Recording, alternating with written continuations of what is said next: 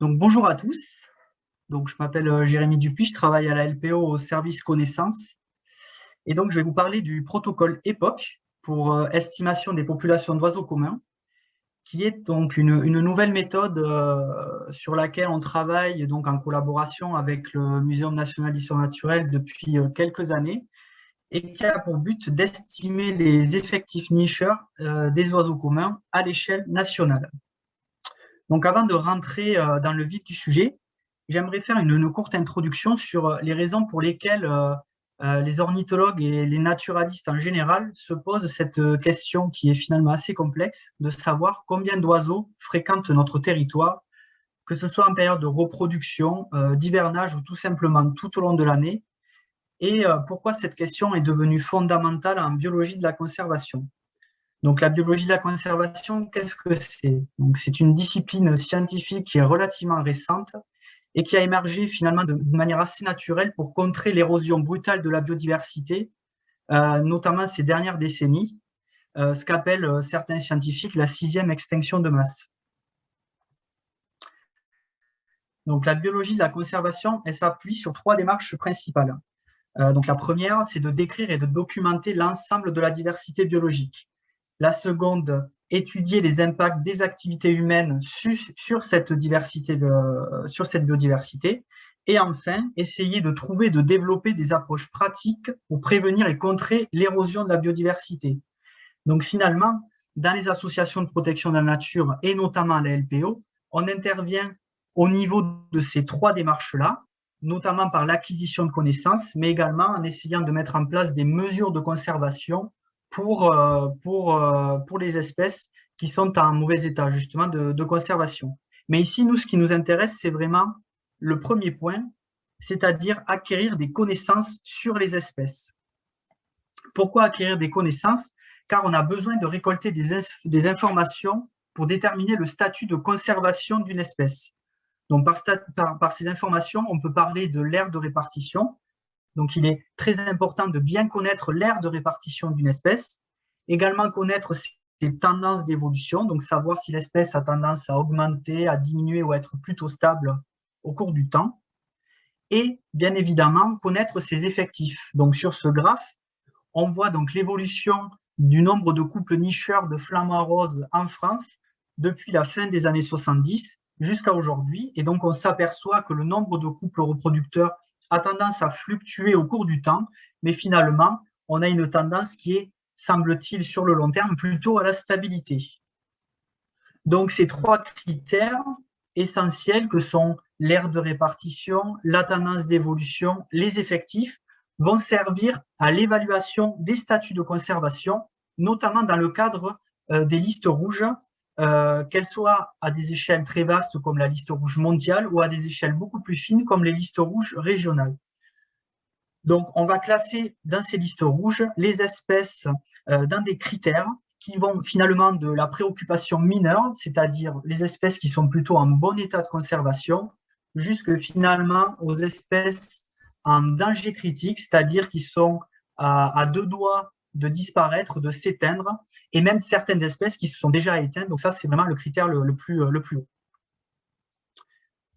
Donc, si je prends l'exemple du Pouillophytis, donc le Pouillophytis, c'est une petite espèce de passereau migrateur qui a une aire de répartition extrêmement large, comme vous pouvez le voir sur la carte, avec en jaune son aire de reproduction, qui va finalement des côtes atlantiques européennes jusqu'à presque donc à la limite entre le continent asiatique et le continent américain. Et donc, tous ces individus vont aller hiverner au sud du Sahara. Donc, c'est la partie en zone bleu foncé sur la carte. Donc, on a une aire de répartition extrêmement vaste, plus de 23 millions de kilomètres carrés, une tendance plutôt au déclin et une taille de population mondiale qui est estimée entre 400 millions et 650 millions d'individus matures. Donc, suivant les critères de la liste rouge, cette espèce est classée en préoccupation mineure à l'échelle mondiale. Par contre, lorsqu'on descend d'un ou deux échelons, donc par exemple à l'échelle de la France, cette espèce est là classée quasi menacée, car on constate une contraction de son aire de répartition et également plutôt une tendance au déclin, tendance que l'on connaît justement grâce au stock que nous a présenté Benoît hier. Autre exemple, celui de l'Érione à robe noire. Donc, c'est une petite espèce de colibri qui est endémique d'Équateur. Et donc, son aire de répartition s'étend seulement sur 590 km². On estime qu'il y a seulement entre 100 et 150 individus matures, donc je parle bien à l'échelle de la planète, et une tendance qui est plutôt inconnue, mais probablement au déclin au vu de la disparition de ses habitats de reproduction. Et donc, cette espèce, elle est classée en danger à l'échelle mondiale. Et donc, on voit que finalement, ces listes rouges permettent d'avoir une certaine priorisation des enjeux de conservation.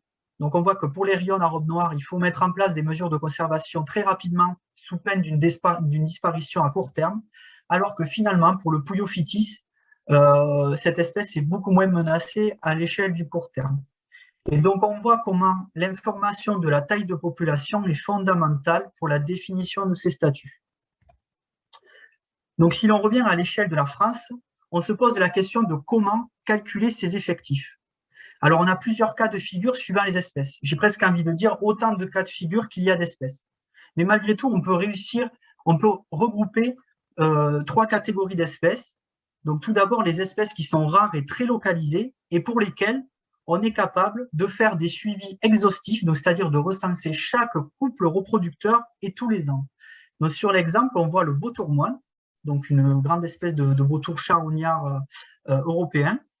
Donc, cette espèce a fait l'objet d'un programme de réintroduction en France, notamment dans le Massif central et dans les Alpes.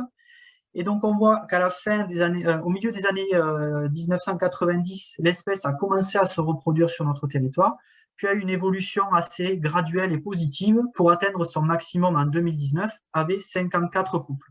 Donc, chez cette espèce, on est quasiment sûr à 100% qu'on connaît tous les couples reproducteurs du pays. On n'est pas à l'abri qu'il y en ait un ou deux qui nous échappent, mais on est plutôt confiant sur ça. Le deuxième groupe d'espèces, c'est celles qui sont plutôt peu communes et souvent coloniales. Là, on n'est pas capable tous les ans de déterminer le nombre de couples reproducteurs de ces espèces-là. Par contre, régulièrement, périodiquement, tous les 6 ans, tous les 10 ans, on va mettre en place une enquête spécifique, thématique sur ces espèces-là, où on va faire un gros effort de terrain et envoyer de nombreux observateurs pour aller recenser toutes les colonies connues de ces espèces. Donc, par exemple, le cas de l'aigrette garzette, qui est étudié par l'intermédiaire de l'enquête sur les hérons coloniaux. On voit que le premier recensement national a eu lieu en 1981, où il y avait à peu près 2000 couples connus, et la dernière en 2014, où là, on atteint près de 11 000 couples. Donc là, il y en a une actuellement qui est en cours, et donc on aura une mise à jour de cette taille de population, normalement, d'ici 2-3 ans. Et enfin, la troisième catégorie, c'est les espèces qui sont communes et largement répandues. Donc ici, le pinson des arbres, le pic noir à droite et le manaquin à tête d'or, donc une espèce de passereau que l'on retrouve en Guyane. Donc pour ces espèces, on est dans l'incapacité de recenser chaque couple d'un territoire large, aussi large que la France. Et donc, on est dans l'obligation de faire appel à des stratégies d'échantillonnage. Et c'est donc dans ce contexte que, en collaboration avec les collègues du Muséum, en 2017, on a lancé le protocole EPOC, donc comme je disais, pour estimation des populations d'oiseaux communs. Donc ce protocole EPOC est relativement simple et relativement classique, c'est-à-dire qu'il consiste à faire des points d'écoute de 5 minutes où l'observateur va noter précisément tous les individus qu'il détecte. Donc comme on le montre sur l'illustration, donc l'observateur se place à un endroit, va pointer précisément tous les individus qu'il détecte, d'où ce nuage de points un petit peu qui suit des fois les haies, les champs, les forêts, etc. La particularité du protocole EPOC, c'est que c'est l'observateur lui-même qui choisit où et quand il va faire son époque. Donc, à la différence des protocoles comme le stock ou le choc, où là, on a un tirage aléatoire d'un carré dans lequel on doit faire notre inventaire, là, pour l'époque, c'est vraiment l'observateur qui va positionner son point selon ses disponibilités, son investissement, l'endroit où il a envie de le faire, etc. Donc, cette initiative a plutôt bien marché, puisqu'en 2017, on avait déjà plusieurs milliers d'époques récoltées. Et en 2020, malgré le confinement, on est quand même arrivé à plus de 40 000 époques à l'échelle du territoire. Donc, voilà une illustration de où ont été réalisées les époques en 2020. Donc, on voit qu'il y en a à peu près partout sur le territoire, avec tout de même certains biais spatiaux, avec des régions qui en font beaucoup moins. Et donc, en 2020, on a analysé les premiers résultats de l'époque par l'intermédiaire d'un stage de Master 2 co-encadré par la LPO et le Muséum. Donc, un travail remarquable qu'a mené Jean Nabias sur donc l'analyse de ces données. Donc, une des premières observations qu'il a fait, c'est l'hétérogénéité spatiale des époques. Donc, on s'aperçoit très clairement qu'il y a des régions qui en font très peu, alors que d'autres se sont vraiment emparées du protocole et en font plusieurs milliers. Donc, pour répondre à ça, je pense qu'il est nécessaire de mettre en place une animation locale qui est plus performante, notamment dans les régions où il en manque, de créer des outils pédagogiques et également des tutoriels de saisie. Donc, je pense qu'on a des solutions pour essayer justement d'homogénéiser le nombre d'époques sur notre territoire. Jean a également mis en évidence des biais observateurs, notamment dans l'application du protocole, dans les compétences et dans la localisation des époques. Donc, on s'y attendait. C'est un protocole de sciences participatives. On a plusieurs centaines d'observateurs qui participent. Donc, on a obligatoirement un biais observateur. Donc, Jean a mis en place une procédure d'identification des époques hors normes par rapport à un attendu théorique. Donc, on est capable de savoir si cette époque sort un peu de la norme ou pas. Et donc, de mettre en place des routines de tri et de sélection selon différents critères. Et enfin, peut-être la partie la plus intéressante, c'est qu'il a mis en place un protocole d'analyse de données en 3 étapes. La première étape étant de calculer une probabilité d'occurrence en fonction de variables environnementales, donc à l'échelle du pays. La deuxième étape, modéliser l'abondance relative de l'espèce.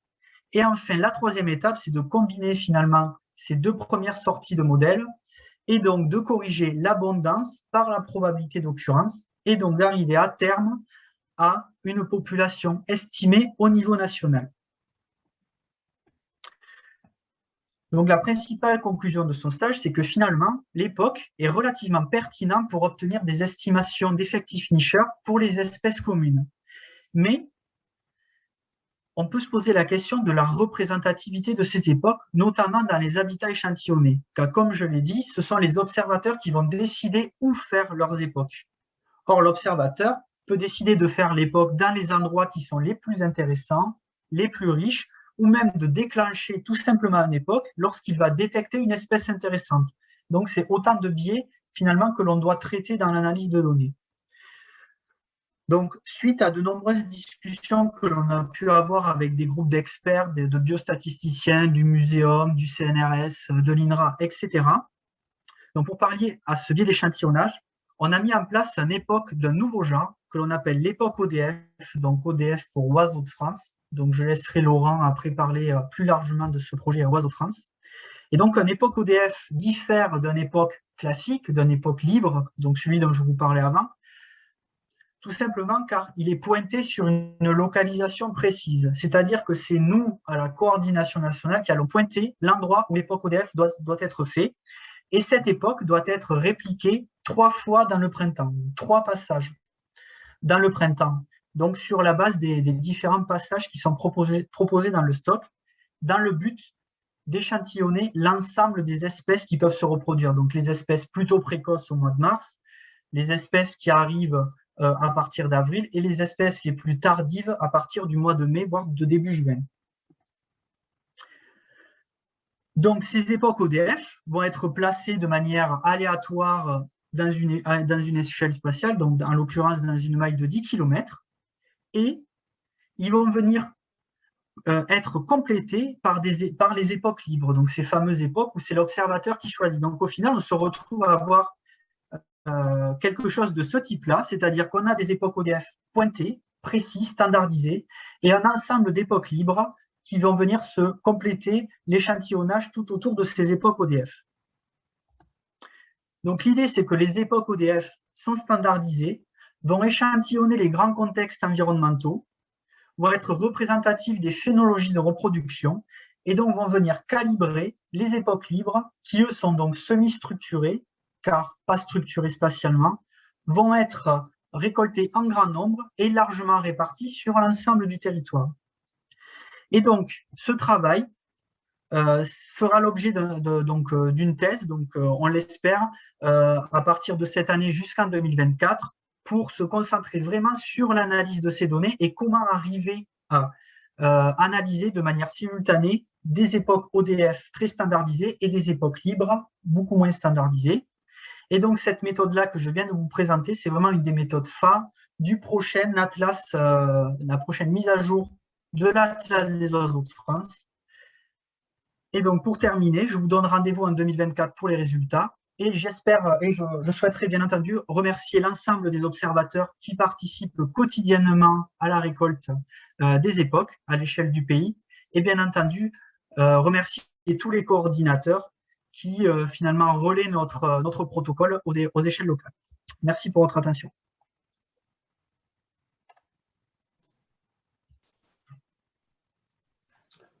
Merci Jérémy.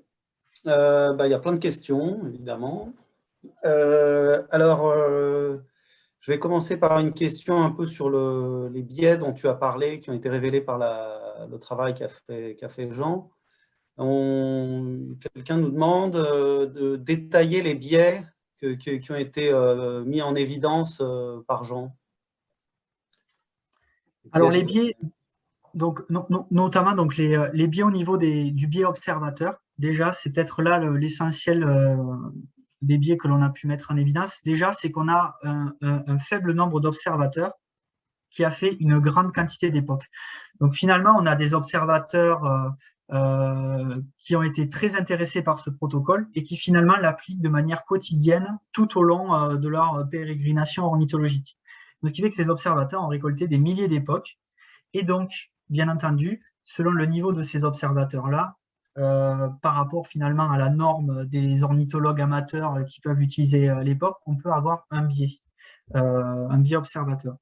On a également ce que je disais, donc le biais des observateurs qui vont avoir tendance à faire en époque que lorsqu'ils vont détecter une espèce intéressante. Tout simplement, je me balade, j'entends un torcol qui chante, c'est pas une espèce très commune, j'ai envie de l'avoir sur une époque, donc je lance une époque parce que j'ai entendu un torcol. Ça, c'est un biais aussi par rapport à notre stratégie d'échantillonnage. Voilà, donc c'est ce genre de biais-là que Jean a pu mettre en évidence. Ok, merci. Et alors justement, il y a quelqu'un qui demande, qui se préoccupe de ces biais et qui demande si c'est possible de faire un tirage aléatoire pour faire ces époques, s'il y a un outil pour faire ça. Donc sur les époques ODF, si c'est de ça dont la personne parle, oui, donc le tirage aléatoire, il a été fait donc par nous, donc à la coordination nationale. Donc on a appliqué une stratégie d'échantillonnage à 2 degrés. Si je peux rentrer un peu dans les détails, donc c'est le premier degré, ça a été de tirer des mailles de 10 km de côté dans les départements. Donc ça y est, on a tiré 10 mailles de 10 km de côté dans chaque département. Et à l'intérieur de ces mailles sélectionnées, on a tiré 5 époques ODF. Donc voilà, ça c'est le tirage de second degré. Donc voilà notre stratégie d'échantillonnage.